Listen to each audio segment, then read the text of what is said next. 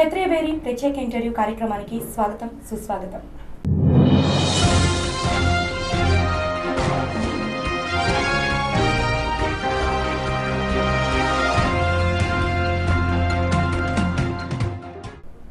వర్ధమాన కథానాయకుడిగా కొన్ని చిత్రాలను చేసి రెడ్ అలర్ట్ వంటి వాణిజ్య చిత్రాలను కూడా చేసి ఇప్పుడిప్పుడే సినీ రంగంలో తనదంటూ ఓ ప్రత్యేక స్థానాన్ని సంపాదించుకుంటున్న ధీరేంద్ర ఈరోజు మనతో స్టూడియోలో ఉన్నారు. సో అసలు ఈ రంగంలోకి ఆయనకు ఇంట్రెస్ట్ ఎలా కలిగింది, ఈనాటి సినీ పరిశ్రమ కొత్త వాళ్ళకి ఎంతవరకు అవకాశాలను ఇస్తుంది, ఇలాంటి చాలా ప్రశ్నలకు సమాధానాలను ఆయన అడిగి తెలుసుకుందాం. ఇంకెందుకు ఆలస్యం, మన ప్రోగ్రామ్ని స్టార్ట్ చేసేద్దాం. సార్ నమస్తే. నమస్తే అండి. అండ్ క్షత్రియ బేరి వీక్షకులందరికీ నమస్కారం. ధీరేంద్ర గారు, యాక్చువల్లీ మీ ఫ్యామిలీ బ్యాక్గ్రౌండ్ అంతా చూసుకుంటే ఫాదర్ డిసిపి రవికుమార్ మూర్తి గారు, మదర్ చూస్తే రైటర్. సో వీళ్ళిద్దరికి డిఫరెంట్ ఫీల్డ్ అనమాట సినీ పరిశ్రమ. మీకు అసలు దీంట్లోకి ఇంట్రెస్ట్ అనేది ఎలా వచ్చింది? యాక్చువల్లీ బేసిక్గా ఏంటంటే నాకు చైల్డ్హుడ్ నుండి స్కూలింగ్ నుండి కూడా యూనిక్గా ఉండాలి, అంటే 10 మందిలో ఒకలాగా కాదు, సంథింగ్ సపరేట్గా సంథింగ్ స్పెషల్ ఉండాలి అని చెప్పి చిన్నప్పటి నుంచి అదే ట్రై చేసి ఉండే.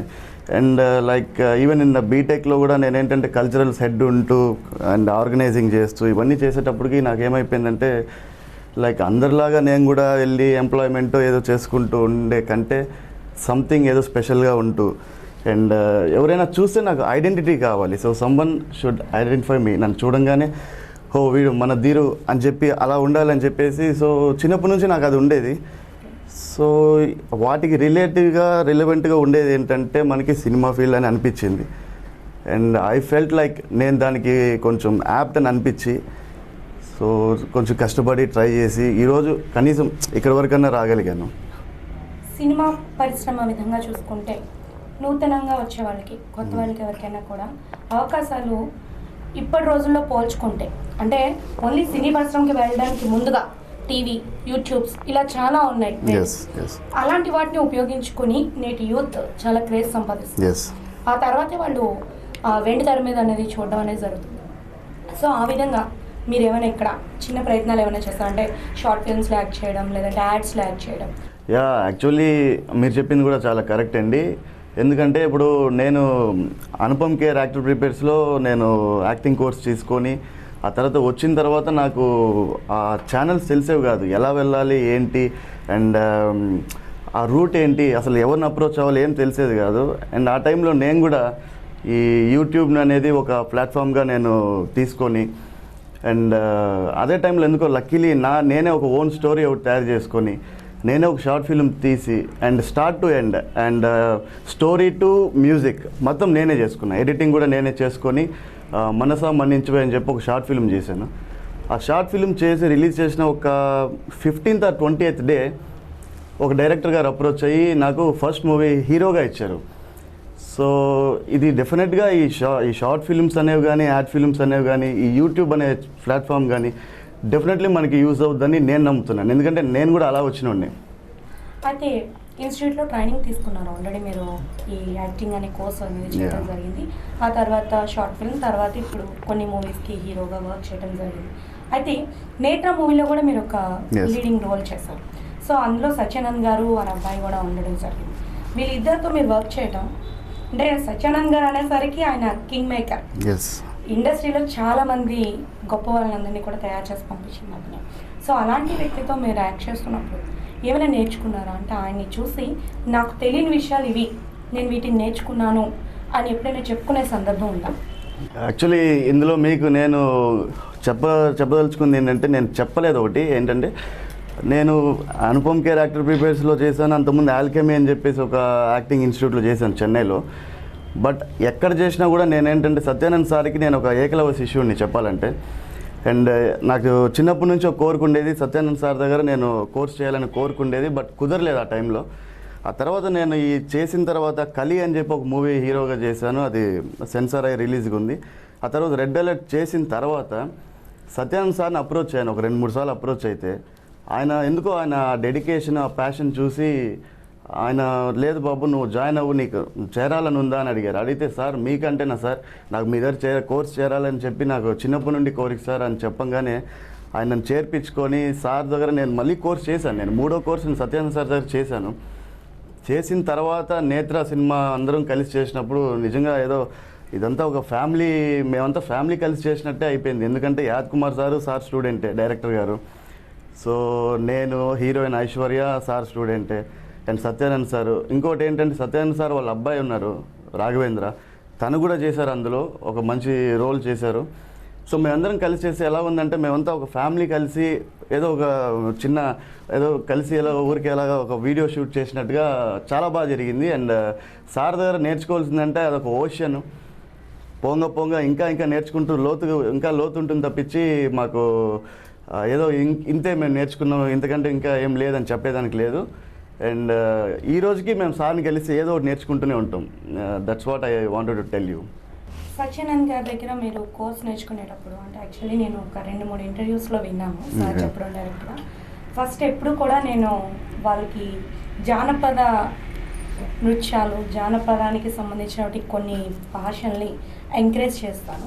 ఆ డైలాగ్స్ వాళ్ళు చెప్పగలిగితే డెఫినెట్గా ఫర్దర్ ఇంక ఏ మూవీకి వెళ్ళినా దే కెన్ అని చెప్పాను. అలాగా సార్ మీకు ఏమైనా ఒక డైలాగ్ ఇచ్చారా జానపదాలకు సంబంధించి? యాక్చువల్లీ సత్యానంద్ సార్ ఏంటంటే కోర్స్ అంతా కంప్లీట్ అయిన తర్వాత మాతో ఒక డెమోస్ తీపిస్తారనమాట. సో ఈ డెమోస్లో ఏంటంటే మాకు ఓన్లీ జానపదం కాదండి, ఈ ఏమంటారు అశ్వత్థామ అనే చెప్పి ఒక నాటకం ఉంది, దాన్ని మాకు మోనో యాక్టింగ్ అనేది మా చేత చేపిస్తుంటారు. అండ్ ఆ తర్వాత ఫోక్ ఉంటుంది, ఈ ఫోక్స్ ఉంటాయి కదా, ఫోక్ సాంగ్స్ ఉంటాయి కదా, సో ఫోక్ ఉంటుంది. అండ్ ఆ తర్వాత మోనో దీంట్లోనే ఒక సైకోపాథటిక్ క్యారెక్టర్ ఒకటి ఉంటుంది, మధు అని చెప్పేసి. సో దాంట్లో ఏంటంటే మేము లైక్ ఒక మెంటల్ అంటే పిచ్చెక్కిన ఒక వ్యక్తి ఎలా బిహేవ్ చేస్తాడు అంటే వేరియేషన్స్ ఉంటాయి అందులో, డిఫరెంట్ టైప్ ఆఫ్ వేరియేషన్స్. సడన్గా ఎడుతా, మళ్ళీ సడన్గా నవ్వుతూ, మళ్ళీ సడన్గా ఒక టైప్ ఆఫ్ దీంట్లోకి వెళ్ళిపోతుంటాం అనమాట. సో అలాంటి ఒక మూడ్ చేంజింగ్ క్యారెక్టర్ అనేది ఉంటుంది సత్యానంద్ సార్ చెప్పిన దాంట్లో. అండ్ ఆ తర్వాత సమ్ గారడి అని చెప్పేసి మామూలుగా బయట గారడి చేస్తుంటాం కదా, సో ఆ టైప్ ఆఫ్ క్యారెక్టర్స్, ఇలాంటివి డిఫరెంట్ టైప్ ఆఫ్ ఒక కొన్ని తీసుకొని మోనో యాక్టింగ్ తీసుకొని దాని నుండి మాకు డెమోస్ తయారు చేస్తారు. సో ఆ డెమోనే మేము ఎక్కడైనా డైరెక్టర్స్కి మేము చూపిస్తే కూడా ఆ డెమోనే మేము చూపిస్తుంటాం. ఎస్. ఓకే ధీరేంద్ర, మీరు ఫస్ట్ టైం అంటే కాలేజ్ స్టడీస్ తర్వాత మూవీస్కి ఎంచుకోవడం జరిగింది. ఫస్ట్ టైం కెమెరాని మీరు అప్రోచ్ అయినప్పుడు ఫీల్ ఎలా అనిపించారు? అంటే నార్మల్గా మనం ఫ్రెండ్స్తో ఫొటోస్ దిగేటప్పుడు ఒక ఫీల్ ఉంటుంది, అదేం కాదు మన ఫ్రెండ్సే కదా అనేసి. కానీ ఒకసారి ఒక డైరెక్టర్, కెమెరా, యాక్షన్, రోల్ ఇలాంటి కొత్త పదాలు వినేటప్పుడు మనకి ఒక ఫీల్ వస్తుంది లోపల నుంచి, అమ్మో నేను చేయగలనా, చేస్తానా అనే ఒక ఫీల్. లేదంటే ఐ షుడ్ డూ, నేను చేయాలి బికాజ్ నేను ఎంచుకున్న అంబిషన్ ఇది కాబట్టి ఐ షుడ్ డూ అని. ఇలా మిమ్మల్ని మీరు మోటివేట్ చేసుకున్నారా? లేకపోతే ఆ టైంలో మీకు ఎలా అనిపించింది? యాక్చువల్గా ఏంటంటే బేసిక్గా కెమెరా అంటే నాకు భయం ఉండేది కాదండి. కాకపోతే ఏంటంటే మీరు చెప్పినట్టుగానే ఆ కెమెరా అది ఇది అంటే మనకి ఒక ఇది వస్తుంది, ఒక ఫియర్ అనేది కొంతమందికి వస్తుంటుంది, క్వైట్ కామన్. కాకపోతే ఏంటంటే అప్పటికే నేను కెమెరా ముందుకు రాకముందే ఒక 4 years స్ట్రగుల్ అయ్యాను కెమెరా వెనకాల. సో బిహైండ్ ద కెమెరా నేను ఏంటంటే ట్రై చేసుకుంటూ ఆఫర్స్ కోసం షూటింగ్స్కి వెళ్తూ ఆ షూటింగ్స్ అబ్జర్వ్ చేస్తూ, అండ్ మోర్ ఓవర్ ఏంటంటే ఇప్పుడు హీరోగా వస్తున్నాయి ఆఫర్స్. కానీ నేను స్టార్టింగ్ బిగినింగ్ డేస్లో నేను జూనియర్ ఆర్టిస్ట్ అన్నా అవ్వాలి, స్క్రీన్ మీద కనపడాలి అని చెప్పేసి I tried for junior artist also. Junior ఆర్టిస్ట్గా ట్రై చేశాను. అండ్ ఈ బీటెక్ టైంలోనే ఐ యూస్ టు ట్రై చేస్తుంటే మా ఫాదర్ చెప్పారు, ఏదన్నా నువ్వు ఏ ఫీల్డ్ కావాలంటే నేను సపోర్ట్ చేస్తాను, మేము ఉంటాం, మోరల్ సపోర్ట్ ఉంటాం, బట్ ఆఫ్టర్ యువర్ ఎడ్యుకేషన్ నీ బీటెక్ కంప్లీట్ చేసుకొని కావాలంటే నువ్వు వెళ్ళు అని చెప్పారు. దెన్ నేను బీటెక్ కంప్లీట్ చేసుకున్నాను. అప్పటికే నేను జూనియర్ ఆర్టిస్ట్గా 2 సినిమాలు చేశాను, అది ఎవరికి తెలియదు. అండ్ ఆ తర్వాత నేను వచ్చిన తర్వాత ఈ 4 years స్ట్రగుల్లోనే కెమెరా అంటే ఏంటి అన్నీ తెలుసుకున్నాను. కాబట్టి మీరు అడిగిన క్వశ్చన్ నేనేం చెప్పాలంటే బేసిక్గా కెమెరాని చూస్తే నాకు ఎగ్జైట్మెంట్ వస్తుంది, భయం ఏదో ఎగ్జైట్మెంట్ వస్తుంది, ఆనందం వేస్తుంది. అండ్ షూటింగ్ లేదు, ఒక 2-3 రోజులు గ్యాప్ అంటే కొంచెం బాధ వేస్తుంది. బట్ కెమెరా లైట్స్ అన్నీ చూసిన తర్వాత ఏమైపోతుందంటే తెలియని ఆనందం వచ్చేస్తుంది, మళ్ళీ ఒక టైప్ ఆఫ్ ఎనర్జీ నాలో జనరేట్ అయిపోతుంది. ఓకే, మీ ఫాదర్ డిసిపి రవికుమార్ మా అందరికీ తెలిసినటువంటి వ్యక్తి ఏంటంటే లా అండ్ ఆర్డర్ విషయంలో చాలా కఠినంగా ఉంటుంది. అసలు ఎక్కడ కూడా ఆయన కాంప్రమైజ్ కాదు ప్రొఫెషన్ పరంగా. సో నేనైతే అంటే చిన్న ఎగ్జాంపుల్ చెప్పాలని వాసు మూవీ చూసాం. యా అలా మీ ఫాదర్కి మీకు ఎప్పుడైనా చిన్న డిస్కషన్ వచ్చింది అంటే నువ్వు కూడా నాలో ఐఏఎస్ కానీ ఐపీఎస్ కానీ అవ్వాలి, నువ్వు ఇలా సినిమాల్లోకి వాటికి వెళ్ళడానికి వీలేదు, అట్లా ఏమన్నా జస్ట్ అంటే సపోర్ట్ చేస్తారు, ఎప్పుడు కన్విన్స్ చేస్తాం మనం పేరెంట్స్ని. ఏ ఫీల్డ్లోకైనా పేరెంట్స్ త్వరగా వదులుతారు పిల్లల్ని, కానీ సినీ ఇండస్ట్రీ అనేసరికి అది కష్టం, ఎలాంటి వాళ్ళైనా సరే చిన్న అబ్జెక్షన్ అనేది ఇస్తారు. సో అలా ఫాదర్ మదర్ ఎప్పుడైనా మిమ్మల్ని ఆపి అలా కాదు కొంత టైం నువ్వు ఇందులో వర్క్ చేసి ఇందులో సక్సెస్ కాకపోతే అప్పుడు డిఫరెంట్ ఫీల్డ్కి వెళ్ళు అని అలా సజెషన్ ఏమైనా ఇచ్చారా? సజెషన్ అంటే యాక్చువల్గా వాసు మూవీకి దగ్గర పోలికలు ఉన్నాయి. అది ఎప్పుడంటే నా బీటెక్ ఎండ్ అయ్యే వరకు ఏమో ఉన్నాయేమో, బీటెక్ ఫైనల్ ఇయర్ వరకు ఉన్నాయి. బట్ ఆఫ్టర్ దట్ మా ఫాదర్ అబ్జర్వ్ చేయడం స్టార్ట్ చేశారు. ఏంటి అసలు వీడు ఎందుకు ఇంత ప్యాషనేట్గా ఉన్నాడు, అసలు వీళ్ళు అంత ఉందా, యాక్చువల్లీ వీళ్ళు అంత విషయం ఉందా లేదా అనేది he started to observe me. Observe చేసిన తర్వాత ఆయన ఒకటే అన్నారు, నీ ఎడ్యుకేషన్ కంప్లీట్ అయిన తర్వాత నువ్వు ఏదైనా చేసుకో, నువ్వు ఏ ఫీల్డ్ అయినా వెళ్ళు. యాక్చువల్లీ ఆయనకు ఉంది, లోపల ఆయనకు ఉన్నింది, ఆయనలాగే ఒక బ్యూరోక్రాట్ అవ్వాలి అని చెప్పేసి ఆయనకి ఉన్నింది మైండ్లో. అండ్ నా బీటెక్ కంప్లీట్ అయ్యే వరకు కూడా నేను ఆ ప్రిపరేషన్లో ఉండేవాడిని. ఎందుకో సడన్గా స్వింగ్ ఇలా లాగేసింది. ఎందుకు లాగిందో తెలియదు, బట్ ఆ లాగడమే మా ఫాదర్ని కూడా లాగేసింది. ఇప్పుడు ఏంటంటే ఇప్పుడు ఎంత సపోర్ట్ చేస్తున్నారంటే యాక్చువల్గా నాకు ఏ మూవీ ఎవరైనా డైరెక్టర్ అప్రోచ్ అయితే అందరికంటే ముందు నా స్టోరీ ఆయనే వింటారు. ఫస్ట్ విని ఆ జడ్జిమెంట్ ఆయనే ఇచ్చి ఆ తర్వాత బాగుందా బాగాలేదా అని చెప్పి ఆ తర్వాత మళ్ళీ నన్ను పిలిచి అరే స్టోరీ ఇదిరా బాగుంది నాకు నచ్చింది అని చెప్పి ఆయన డిసైడ్ చేస్తున్నారు. సో అంతకంటే సపోర్ట్ ఇంకా నాకు తెలిసి నేను ఇంకా నేను అంతమించి నేను అడగదలుచుకోలేదు మా ఫాదర్ని. చాలు నాకు ఇంతకంటే సపోర్ట్ చాలు, నాకు వద్దు ఇంకా అవసరం లేదు. యాక్చువల్లీ సినీ ఇండస్ట్రీ వైపు చాలామందికి ఇంట్రెస్ట్ కలగడానికి కొంతమంది ఇన్స్పిరేషన్ ఉంటారు. ఫర్ ఎగ్జాంపుల్ రవితేజ గారిని చూసుకుంటే అమితాబ్ బచ్చన్, ఇలా కొంతమంది శర్వానంద్ వాళ్ళు చూసుకుంటే చిరంజీవి గారు, ఇలా అంటే ఈ ఫీల్డ్కి వచ్చిన వాళ్ళు ఎవరు కూడా కేవలం కెమెరాకో ఫేమ్కో ఇష్టపడి రారు, కొంతమంది వాళ్ళని ఇన్స్పైర్ చేస్తారు ఈ ఫీల్డ్లో. అలా మిమ్మల్ని ఎవరు ఇన్స్పైర్ చేస్తారు? యాక్చువల్లీ సినిమా ఫీల్డ్లో చెప్పాలంటే ఒకరని కాదండి, నేను యాక్చువల్గా అందరు మూవీస్ చూస్తున్నాను. అండ్ ఇన్స్పిరేషన్ అనే థాట్ ప్రాసెస్లో నేను ఒకటే చెప్తానండి, అందరూ ఇన్స్పైర్ చేశారు నన్ను చెప్పాలంటే. బేసిక్గా నేను మోహన్ బాబు గారి కాలేజీలో బీటెక్ చేశాను. సో మోహన్ బాబు గారి డైలాగ్ డెలివరీ నన్ను ఇన్స్పైర్ చేసింది, చిరంజీవి గారి డ్యాన్సులు నన్ను ఇన్స్పైర్ చేశారు, ఆ తర్వాత వెంకటేష్ గారి పర్ఫార్మెన్స్ ఇన్స్పైర్ చేసింది నన్ను, అండ్ రజనీకాంత్ గారి స్టైల్ ఇన్స్పైర్ చేసింది, షారుఖ్ ఖాన్ గారి యాక్టింగ్ ఇన్స్పైర్ చేసింది, అండ్ పవన్ కళ్యాణ్ గారి స్టైల్ ఇన్స్పైర్ చేసింది. ఒక్కటని కాదండి, బాలకృష్ణ గారి ఎమోషనల్ సీన్స్, ఎమోషనల్ ఎపిసోడ్స్ అవి డెఫినెట్గా ఎవరినైనా ఇన్స్పైర్ చేస్తాయి. ఈవెన్ ఇప్పుడు రీసెంట్గా లెజెండ్ ఇవి చూసారంటే మీరు, అవి ఇన్స్పైర్ చేసేస్తాయి, మన ఆటోమేటిక్గా అడాప్టేషన్ అనేది జరిగిపోతుంది. సో అలా నాకు ఏంటంటే ఒకరని కాదు, ఎవరిని చూసినా నేను ఇన్స్పైర్ అయిపోతూ ఉంటాను, ఇన్స్పైర్ అయిపోయి అడాప్ట్ అయిపోతూ ఉంటాను. సో అడాప్టేషన్లోనే ఏంటంటే డిఫరెంట్ టైప్ ఆఫ్ వేరియేషన్స్ అనేది మనం తెచ్చుకోగలుగుతాం, అండ్ అదే ఇప్పుడు నాకు ప్లస్ అవుతా ఉంది అంతే. ఇండస్ట్రీ గురించి మనం మాట్లాడుతాం, ఇప్పటి వరకు మీ మూవీస్ ఇవన్నీ మీ జర్నీ అంతా ఇట్లా. అయితే రెడ్ అలర్ట్ మూవీ, ఆ తర్వాత కలి మూవీ, అండ్ అలా రీసెంట్గా మీరు ఒక మూవీ నేను కిడ్నాప్ అయ్యాను ఒకటి, నేత్ర, అంటే ఈ 4 మూవీస్ కూడా తర్వాత ప్రేక్షకుల ముందుకి రాబోతున్నాయి. రెడ్ అలర్ట్ ఆల్రెడీ వచ్చింది, బట్ ఈ 3 మూవీస్ కూడా ప్రేక్షకుల ముందుకి రాబోతున్నాయి. సో ఈ టైంలో అంటే ఒక మూవీ రిలీజ్ అవుతున్నప్పుడు ప్రతి నటుడికి, హీరో హీరోయిన్ అని చెప్ప, అందులో ఉన్న ప్రతి క్యారెక్టర్ కూడా అసలు ఎలా ఉంటుంది, రెస్పాన్స్ ఎలా ఉంటుంది, ఏంటి అంటే స్టోరీ విన్నప్పుడు మనలో కాన్ఫిడెన్స్ ఉంటుంది. అది రిలీజ్ అయ్యే టైంలో ఆ కాన్ఫిడెన్స్ కంటే మన నెక్స్ట్ ఏం జరుగుతుంది అనే ఒక ఫీల్ ఉంటుంది. సో ఆ ఫీల్ ఉన్నప్పుడు మిమ్మల్ని మీ ఫాదర్, మీ మదర్ ఎలా సపోర్ట్ చేస్తారు? వీళ్ళిద్దరే కాకుండా మీకు ఫ్రెండ్స్ తరపు నుంచి ఎవరు సపోర్ట్ ఉన్నారంటే, నేను ఎందుకు ఈ క్వశ్చన్ అడుగుతున్నానంటే, ఒక నటుడు మన దగ్గర ఉన్నారంటే నటుడు చుట్టూ డైరెక్టర్, కొరియోగ్రాఫర్ అంటే ఇలా ఫ్రెండ్స్ చాలామంది ఉంటారు, షార్ట్ ఫిల్మ్స్ తీసేవాళ్ళు కావచ్చు, అంటే ఈ ఇండస్ట్రీ మీద ఇంట్రెస్ట్ ఉన్న చాలామంది ఒక గ్రూప్ మీకు ఉండే ఉంటుంది ఖచ్చితంగా. సో అలా ఎవరు మిమ్మల్ని సపోర్ట్ చేస్తారు? సపోర్ట్ అంటే బేసిక్గా నా పేరెంట్స్ అండి, నా ఫ్యామిలీ. ఏదైనా కూడా ఏమంటే నేను మామూలుగా షూటింగ్ ఏదైనా అయిపోతే కూడా ప్యాకప్ అయిపోయినా ఇమీడియట్గా నేను ఇంటికే వచ్చేస్తాను. మామూలుగా వేరే ఎవరు ఫ్రెండ్స్ అలా బయటికి వెళ్ళడం అలా ఎప్పుడు చేయను. నేను స్ట్రైట్ అవే నేను హోమ్కి వస్తాను, వచ్చి ఇంట్లో వాళ్ళతో కొంచెం స్పెండ్ చేస్తేనే నాకు అదొక హ్యాపీనెస్ ఉంటుంది. అండ్ బిగినింగ్ డేస్ నుంచి నాకు సపోర్ట్ చేసింది నా పేరెంట్సే. ఆ తర్వాత నా ఫ్రెండ్స్ ఉన్నారు, సాయి, రాజేష్ అని చెప్పి, సంజన అని చెప్పేసి, వీళ్ళు బాగా మోటివేట్ చేసేవాళ్ళు. ఏదైనా నేను లో అవుతుంటే దే యూస్ టు మోటివేట్ అనమాట. అదేంటో కానీ ఆ సైన్స్ ఎలా ఉంటాయంటే, నేను ఏదైనా కొంచెం డిప్రెస్ అవుతున్నా అనే టైంలోనే వాళ్ళ ఫోన్స్ వచ్చేవి, వాళ్ళ కాల్స్ వచ్చేవి. అది అనుకోకుండా వచ్చేవో ఏమో తెలియదు. చేసినప్పుడు నేను చెప్పేసేవాడిని, ఇలా అయింది అంటే దే యూస్ టు సపోర్ట్ మీ, లేదు మోటివేట్ చేసేవాళ్ళు. అండ్ మా కజిన్స్ ఉన్నారు, వంశీ, నరేష్ అని చెప్పి, వాళ్ళు కూడా చాలా మోటివేట్ చేశారు.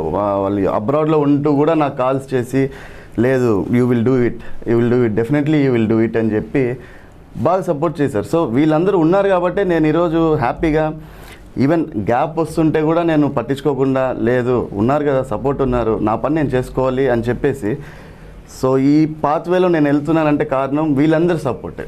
లేకుంటే నేను ఒక్కనే ఇన్ని ఎమోషన్స్ నేను బేర్ చేయలేను. బేసిక్గా being as a human being చాలా కష్టం అది. ఓకే ధీరేంద్ర, మీరు కలి, నేత్ర, రెడ్ అలర్ట్ అండ్ నేను కిడ్నాప్ అయ్యాను, ఇలా 4 మూవీస్ చేశాను. ఈ 4 మూవీస్లో క్యారెక్టర్స్ ఎలా ఉంటాయి అంటే, రెడ్ అలర్ట్ ఆల్రెడీ చూస్తాం, దాని గురించి మనకు అవసరం. ఇంకపోతే కలి, నేత్ర అండ్ నేను కిడ్నాప్ అయ్యాను, 3 క్యారెక్టర్స్ ఏంటి అసలు, ఎలాంటి క్యారెక్టర్స్ చేస్తున్నారు మీరు? కలి ఏంటంటే అండి, like it's a love story, అంటే కొంచెం సస్పెన్స్ థ్రిల్లర్లో ఉండే లవ్ స్టోరీ అనమాట. And I will miss my girl friend ఫారెస్ట్లో. అండ్ ఏంటంటే అదే టైంలో ఒక చిన్న I will meet with an accident అయ్యి, ఆ స్ట్రగుల్లో నేను నా గర్ల్ ఫ్రెండ్ని ఎతుకుతూ, and at the end of the show ఏంటంటే నా క్యారెక్టర్ ఎండ్ అయిపోతుంది అందులో. బట్ ఏంటంటే అల్టిమేట్గా ఏంటంటే తన్ని చూసిన వెంటనే, అంటే అంతవరకు నేను సస్టైన్ చేసుకొని నా డెత్ని అన్నిటిని, తన్ని చూసిన వెంటనే I will lose my thing అనమాట, I will lose my life. So అలాంటి ఒక కొంచెం ఎమోషనల్ ఇది ఉంది కలీలో. అండ్ నేత్ర ఏంటంటే అది కంప్లీట్లీ డిఫరెంట్ అండి. అండ్ ఒక పెక్యులర్ క్యారెక్టర్ అది. లైక్ ఏంటంటే పక్కనే ఉండి చాలామంది మనం చూస్తుంటాం, మన పక్కనే ఉండి మనకి మోసం చేస్తుంటారు, నమ్మక ద్రోహం చేస్తుంటారు. సో అలాంటి క్యారెక్టర్ అది. సో అది యాక్చువల్గా బేసిక్గా నేను నేచురల్గా ఆ టైప్ కాదు, బట్ చేయాల్సి వచ్చింది. అండ్ నేను కిడ్నాప్ అయ్యాను ఏంటంటే అది కూడా అంతేండి, it's like very unique character. Srikar Babu sir ఏంటంటే ఆయన ఆ క్యారెక్టర్, అందులో లారా నా క్యారెక్టర్, ఆ క్యారెక్టరైజేషన్ రాసుకునేటప్పుడే ఆ లారా అని పక్కన ధీరేంద్ర అని రాసేసుకున్నారని చెప్పారు నాకు. అది ఏంటంటే యాక్చువల్గా అందరూ ఒక థాట్ ప్రాసెస్లో పోతుంటే నేను ఒకరిని డిఫరెంట్గా వెళ్తుంటాను అనమాట. సో ఫర్ ఎగ్జాంపుల్ ఇప్పుడు మనందరం సినిమాకి వెళ్దామని అనుకుంటే నేను సినిమా టికెట్లు దొరకవు అంట. సో లేదు, ఇప్పుడు ఫర్ ఎగ్జాంపుల్ మనం ఏదైనా ఒక బస్ జర్నీ చేస్తుంటే అందరూ మనం బై 10 o'clock రీచ్ అవుతామంటే నేను లేదు, బస్ యాక్సిడెంట్ అవుతుంది 1 గంటకి రీచ్ అవుతామంట. సో ఆ టైప్ ఆఫ్ క్యారెక్టర్ ఇది. అండ్ తమిళ్లో సావడి అని చెప్పి ఒక మూవీ చేస్తున్నాను. అది ఏంటంటే శ్రీధర్ మాస్టర్ ఉన్నారు, choreographer. Is one of the top most choreographers in Tamil Nadu. ఆయన డెబ్యూ ఫిలిం ఇది సావడి. సో అందులో కూడా వన్ ఆఫ్ ది లీడ్ చేస్తున్నాను. అండ్ అది కూడా ఏంటంటే it depends on illegal bike racing. So ఆ ఇల్లీగల్ బైక్ రేసింగ్ మాఫియా అనేది ఒకటి స్టార్ట్ చేసి, దాని నుండి ఎలా ఈ స్టూడెంట్స్ కానీ పిల్లలు వీళ్ళు కొంతమంది బైక్ రేసింగ్ వల్ల వాళ్ళు ప్రాణాలు పోగొట్టుకుంటున్నారు అండ్ డబ్బులు పోగొట్టుకుంటున్నారు. ఇంట్లో డబ్బులు ఎత్తుకొని వెళ్ళిపోయి ఇలా చేయడం, అండ్ ఇంట్లో వాళ్ళు కూడా చాలా స్ట్రగుల్ ఇస్తున్నారు. అండ్ చాలామంది ఏంటంటే ఇప్పుడు ప్రాణాలు పోయింది ఒక ఇదైతే, చాలామంది కాళ్ళు చేతులు ఇరిగిపోయి ఇళ్ళలో కూర్చొని, సో ఆ స్ట్రగుల్ వాళ్ళకంటే చూసేవాళ్ళు ఇంట్లో వాళ్ళకి ఎక్కువ బాధగా ఉంటుంది. సో ఆ ఎమోషన్స్ అంతా మేము గ్రాస్ప్ చేసి ఈ సావడి సినిమాలో మేము అవుట్పుట్ అనేది మేము చూపిస్తున్నాం అనమాట. సో ప్రజెంట్ ఇవి నా క్యారెక్టరైజేషన్స్ ప్రజెంట్ మూవీస్లో.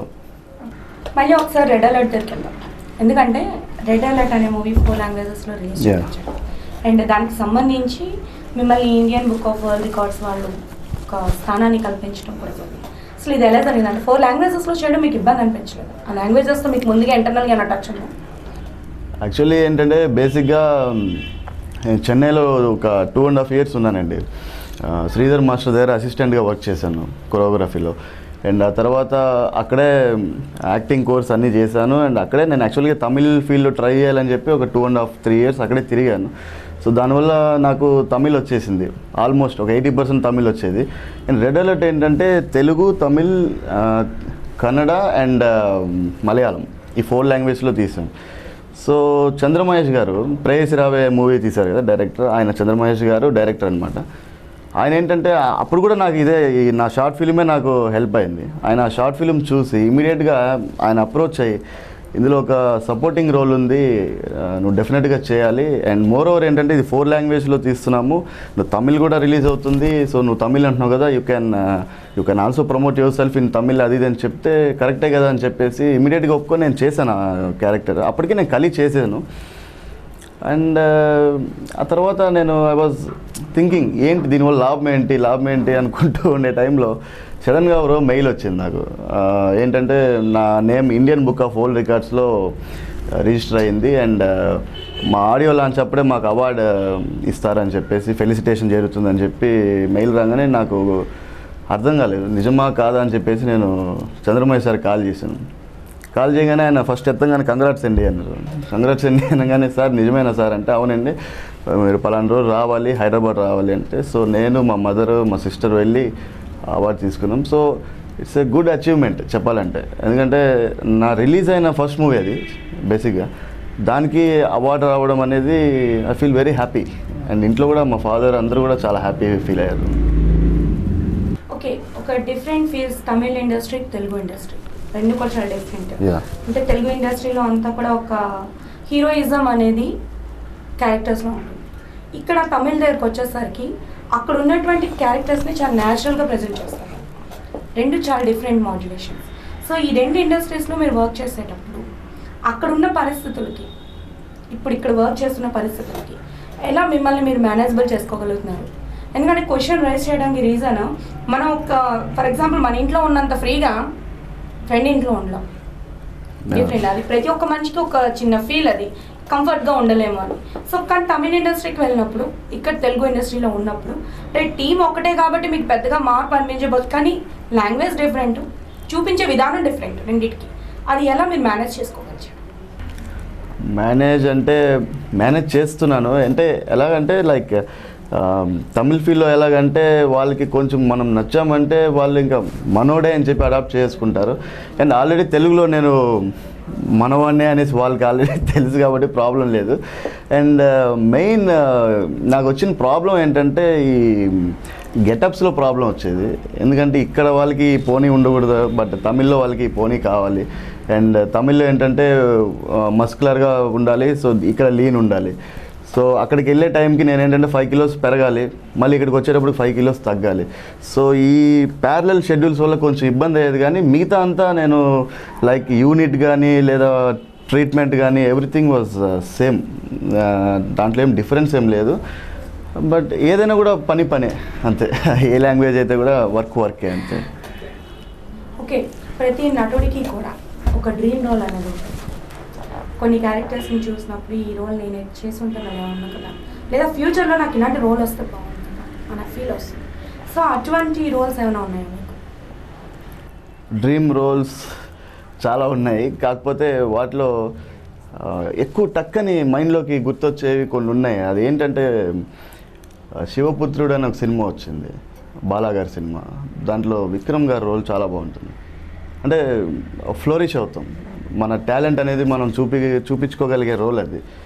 And my name is Khan అని చెప్పి షారుఖ్ ఖాన్ ఒక మూవీ వచ్చింది. అండ్ ఆ మూవీ అలాంటి రోల్స్ వస్తే అప్పుడే మన టాలెంట్ అనేది ఏంటి, అసలు మనం అంటే ఏంటి అనేది బయటపడేది ఆ రోల్స్. అలాంటి రోల్స్ మనకి వస్తేనే వస్తాయి. అండ్ హీరోయిజం ఓరియంటెడ్ రోల్స్ చూపించుకోవాలంటే చాలా ఉన్నాయి, చాలా విధాలు. అది మనం ఎలా చూపించుకోవాలంటే అలా మనం చూపించుకోవచ్చు. బట్ ఇలాంటి రోల్స్ మాత్రం వాటిలో కొన్ని లిమిటేషన్స్ ఉంటాయి. ఆ లిమిటేషన్స్ని మనం కంట్రోల్ చేసుకుంటూ ఆ రోల్ని మళ్ళీ దానికి మనం సరైన న్యాయం చేసి ఆ సస్టైనబిలిటీ పెట్టుకొని మనం ఆ రోల్ని మనం బయటికి ఎక్స్ప్రెస్ చేయగలిగేది ఇలాంటి రోల్స్. సో నాకు ఇలాంటి రోల్ ఏదైనా వస్తే బాగుంటుందని ఫ్యూచర్లో ఇది చేస్తున్నాను. మన స్టేట్ డివైడ్ అయిపోయిన తర్వాత ఇండస్ట్రీ మొత్తం వైజాగ్ని కాన్సన్ట్రేట్ చేసింది చాలా మటుకి. ఇప్పుడు ఎక్కడ చూసినా వైజాగ్ బీచ్ రోడ్ కొన్ని ప్లేసెస్ చూస్తే ఈ కెమెరా యాక్షన్ రోల్ అనే పదాలు వినిపించడం జరుగుతుంది. కెమెరా యూనిట్ వ్యాన్స్ ఇవన్నీ కూడా తిరగడం జరుగుతుంది. అంటే మ్యాక్సిమం ఫోకస్ వైజాగ్ మీద ఇండస్ట్రీ. ఇలాంటి టైంలో కూడా ఇక్కడున్న యూత్ హైదరాబాద్లో ఇండస్ట్రీ ఉంది, అక్కడికి వెళ్ళాలి, అక్కడ ఉండాలి అని చెప్పేసి, అంటే ఎడ్యుకేషన్ కంప్లీట్ చేసుకుని వెళ్ళే వాళ్ళు కొంతమంది, మధ్యలో వదిలేసి ఈ పిచ్తో అక్కడికి వెళ్ళిపోయే వాళ్ళు కొంతమంది. సో ఇలా ఉన్న వాళ్ళకి వైజాగ్ అనేది ఇప్పుడు ప్రెజెంట్ డయాస్ అవుతుందా అవదా? మీ ఒపీనియన్ ఏంటి అసలు? వైజాగ్ అనేది ప్రజెంట్ డయాస్ అవుతుందా అవదా కాదు, ఆల్రెడీ డయాస్ అయిపోయింది వైజాగ్. అండ్ డిఫరెన్స్ అనేది నేనేం చూడలేదండి. ఎందుకంటే ఇప్పుడు వైజాగ్లో షూటింగ్స్ జరుగుతున్నాయి, బట్ మీకు యూనియన్స్ వర్క్ చేసే కొన్ని యూనియన్స్ హైదరాబాద్ ఛాంబర్ వాళ్ళు ఇక్కడ వర్క్ చేస్తున్నారు. సో అందరూ కలిసిమెలిసే చేసుకుంటున్నారు. బట్ నన్ను అడిగితే Vizag will be a very good place in future. కాదు, ఇప్పుడే అయిపోయింది. యాక్చువల్లీ ఇప్పుడు నాది మేజర్ పార్ట్ ఆఫ్ షూటింగ్ ఇక్కడే. నా తమిళ సినిమా సావడి కూడా ఇక్కడే జరిగింది షూటింగ్. అండ్ రీసెంట్గా నేను కిడ్నాప్ అయిన షెడ్యూల్ కూడా ఇక్కడే జరిగింది. అండ్ వేరే మూవీ ఒకటి అబౌట్ టు స్టార్ట్, అది కూడా మొత్తం షెడ్యూల్ వైజాగే ఉంది. సో ఏంటంటే people are feeling very comfort వైజాగ్లో షూట్ చేయడానికి, చాలా కంఫర్ట్గా అండ్ ఫీలింగ్ హోమ్లీ. ఇది మన హోమ్లీ అట్మాస్ఫియర్ ఉంది వైజాగ్లో. అండ్ మోర్ ఓవర్ బయట వేరే చోట్ల కొన్ని చోట్ల చూస్తుంటాము, ఈ పబ్లిక్ కొంచెం డిస్టర్బ్ చేయాలని చూస్తుంటారు షూటింగ్స్. బట్ ఇక్కడ అలా కాదు, they use to enjoy the shoot. ఏదైనా షూట్ జరుగుతుంటే వచ్చి వాళ్ళు కూడా ఓపిక్గా నిలబడుకొని చూసి ఎంజాయ్ చేస్తూ ఒక హెల్దీ కల్చర్ ఉంది ఇక్కడ. So definitely it will be very good days. Okay Dheeraj, నేను యాక్చువల్లీ యాక్టర్ అనే వాళ్ళని ఎవరినైనా సరే మనం అడగాల్సిన క్వశ్చన్ ఏంటంటే, నవరసాలు complete 9 emotions of the human being, ఈ 9ంటిని కూడా మనం బయటకి ఎక్స్పోజ్ చేయడం యాక్టింగ్. వీటితోనే లింక్ అయి ఉంటుంది మ్యాక్సిమం యాక్టింగ్ అంతా కూడా. సో ఈ 9 ఎమోషన్స్ మీద మీరు ఎటువంటి వర్క్ చేశారు? సత్యానంద్ గారు కానివ్వండి, ముందు మీరు నేర్చుకునే ఇన్స్టిట్యూట్స్ కానివ్వండి, కేవలం ఫోకస్ వీటి మీదే పెట్టారా, లేకపోతే అదర్ ఆఫ్ దట్ దీనికన్నా ఇంకేమైనా ఎక్స్ట్రా చేయగలిగితే? అంటే ఇది ఎందుకు అడుగుతున్నానంటే, మ్యాక్సిమం ఈ రోజుల్లో ఎవరు చూసుకున్నా కొంచెం గ్లోరియస్గా ఉన్న ప్రతి ఒక్కరు కూడా యాక్టింగ్ అంటూ వస్తున్నారు. 2-3 సినిమాలు చేయడం వెళ్ళిపోవడం ఇట్లా కాదు. ఇది ఒక చెప్పాలంటే ఒక పవిత్రమైన వర్క్. ఒక క్యారెక్టర్లోకి మనల్ని మనం ఇన్వాల్వ్ చేసుకుంటూ ఆ డిఫరెంట్గా మనల్ని మనం మర్చిపోవాలి, ఓన్లీ ఆ క్యారెక్టర్ మనలో కనిపించాలి. అటువంటి ఒక యజ్ఞం లాంటిది ఈ యాక్టింగ్ అనేది. సో ఇటువంటి యాక్టింగ్ని మనం ఏ విధంగా పొల్యూట్ చేయకూడదు, చేయడం అనేది కరెక్ట్ కాదు యాజ్ అ యాక్టర్. సో ఇలాంటి సిచ్యువేషన్ జరుగుతున్నప్పుడు ఈ 9 ఎమోషన్స్ని మనం ఎంత బాగా ఎక్స్పోజ్ చేయగలం? దీని మీద మీరు ఇండస్ట్రీలోకి రాకముందు కానీ వచ్చాక కానీ ఎటువంటి హోంవర్క్ చేస్తున్నారు? ఇది కేవలం నెక్స్ట్ వచ్చేటటువంటి చాలా మందికి యూస్ఫుల్ అవుతుంది, అందువల్ల ఈ క్వశ్చన్ రైజ్ చేయడం. యాక్చువల్లీ మాకు ఈ యాక్టింగ్ కోర్స్లో నవరసాలు అనేది ఒక పార్ట్, అంటే ఇట్స్ లైక్ ఏ చాప్టర్. అంటే మాకు చాలా వస్తాయి, ఇంప్రొవైజేషన్స్ వస్తాయి, అండ్ తర్వాత సెన్సెస్ వస్తాయి, నవరసాలు వస్తాయి. అండ్ నవరసాలు విల్ ప్లే మేజర్ రోల్. ఎందుకంటే మన ఇప్పుడు మొత్తం ఏదైనా కూడా whatever emotion we carry, అది that will be surrounded by ఈ నవరసాలే. సో ఈ నవరసాలు అనేది చాలా మేజర్ పార్ట్ వస్తుంది. బట్ మాకేంటంటే it's like a chapter, it's like a part of the acting course అంతే. బట్ నేను అనేది ఏంటంటే, ఒక ఇంటర్వ్యూలో సత్యానంద్ సార్ చెప్పారు. ఏమని చెప్పారంటే, యాక్టింగ్ అనేది చాలా ఈజీ అనుకుంటారండి చాలామంది. ఒకసారి వాళ్ళు నిలబెట్టి డైలాగ్ ఇచ్చి ఒక 4 లైట్లు వేసి కెమెరా పెడితే అప్పుడు ఉంటుందండి వాళ్ళ పరిస్థితి. సో అలా మొత్తం షర్ట్ తడిసిపోతుంది చెమటలు గారిపోయి అని చెప్పి సార్ ఇంటర్వ్యూలో చెప్తుంటారు. సో ఎగ్జాక్ట్లీ నేను అదే చెప్తున్నాను. నవరసాల మీద మేము ఎలా అంటే, లైక్ మాకు ఎలా ఉంటాయంటే ఈ ఎక్సర్సైజెస్ ఎలా ఉంటాయంటే, ఈ హాస్యం అనేది ఉంది. సో హాస్యం దానికి సంబంధించి మాకు ఉన్న ఎక్స్పీరియన్స్, మాకు బాగా నవ్వుకున్న రోజులు అవి ఇవి తెచ్చుకొని మేము నవ్వుకొని ఆ హాస్యం మాలో ఎక్స్ట్రీమ్ లెవెల్స్కి తీసుకెళ్తారు. సో ఆ రోజంతా దాని మీదే ఉంటుంది. సో ఆ రోజంతా మేము నవ్వుతూనే ఉండాలి, నవ్విస్తూనే ఉండాలి, నవ్వుకుంటూనే ఉండాలి. సో ఇలా చేసిన దానివల్ల ఏంటంటే అదొక ఎమోషన్ అనేది మాలో అడాప్ట్ అయిపోయి రేపు హాస్యం అనగానే టక్కని ఈజీగా మేము వీ క్యాన్ ఎక్స్ప్రెస్ అనమాట. అలాగే ఇది క్రోధం కానీ అండ్ కోపం, గంభీరం కానీ, ఈ క్రోధం కానీ, ఇవన్నీ ఏంటంటే మన జరిగిన లైఫ్ ఎక్స్పీరియన్స్లే ఉంటాయి కొన్ని. ఎవడో ఒకడు ఉంటాడు, వాడి మీద మన కోపం ఉంటుంది. సో వాడిని తలుచుకొని వాడి మీద ఉండే ఎమోషన్స్ అన్నీ బయటకు తీసుకొచ్చి ఆ కోపాన్ని పీక్స్ తీసుకెళ్ళిపోయి, సో దానివల్ల ఏమైపోతుందంటే రేపు ఎమోషన్ చూపించాలి, ఎమోషనల్ లెవెల్స్ చూపించాలంటే మనకు తెలిసిపోతుంది. ఎక్స్ట్రీమ్ లెవెలా, ఈ లెవెల్ లేదు, కొంచెం లైట్గా ఎమోషన్ చూపించాలా, లేదా ఎక్స్ట్రీమ్ చూపించాలా, లేదా ఓకే మినిమల్గా చూపించాలి, ఇలాగా. సో దీన్ని మేము ఎక్సర్సైజ్ చేయడం ఈ విధంగా చేస్తాం. సో ఏంటంటే ఈవెన్ బాధ కలుగుతుంది అనుకోండి, సో ఆ ఏడుపు ఎలాగా మనకి ఏదో జరిగి ఉంటుంది, సమ్ సాడ్ సిచ్యువేషన్ జరిగి ఉంటుంది, దాన్ని ఎక్కువ తలుచుకొని సో ఆ రోజంతా మేము యూస్ టు క్రై. సో దానివల్ల ఏమైపోతుందంటే మాకు ఎమోషన్స్ చాలా ఈజీ అయిపోయాయి.